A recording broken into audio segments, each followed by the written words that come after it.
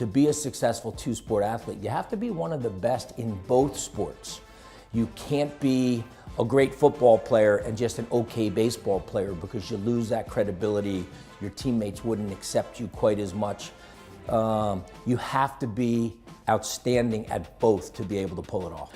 And the reason we were able to get Jesper is because we were going to allow him to play two sports, plain and simple, because he's just at a different level athletically. To see somebody that has the physical characteristics that he has, he steps off the field and the pro scouts notice who he is in baseball. You watch him in football. Anything we're doing, there's got to be trust. And, you know, I think that helps us in recruiting in the long run. It helps us with our players buying into what we're doing, because if we're telling them one thing in recruiting, like most schools do, and then you do something else on the other end, then you know, you're not somebody that they're going to trust, and you're not going to have the culture that you want. Yeah, I came here for football camp and it went pretty well, and they said they wanted me.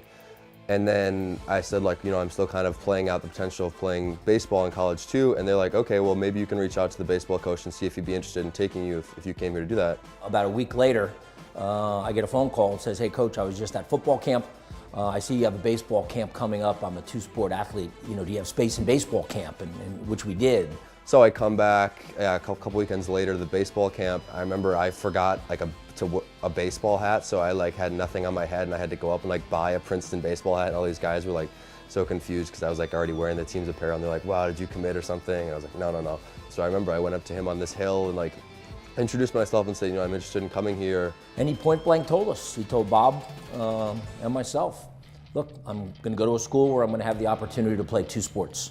Would it be possible to do both? Has that ever been done? And he kind of talked a little bit about how it had been done in the past, and then also that, I mean, if you do choose to come here, you'll have a spot in our locker room, no guarantees, but we're happy to have you on the team. Bob and I have done it before.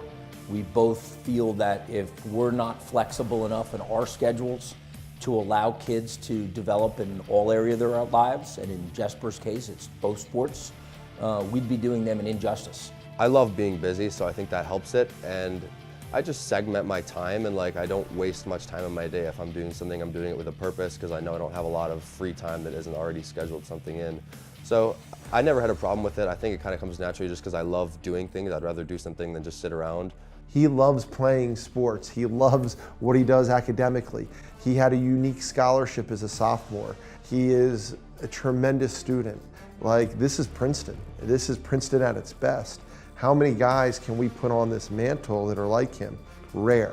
You know, Chris Young, Venable. I mean, you can't talk about, there's so few guys that have his unique talent, his unique work ethic, and his unique character. So many of our Princeton students just are so balanced in their lives, and they just know how to really handle the time management.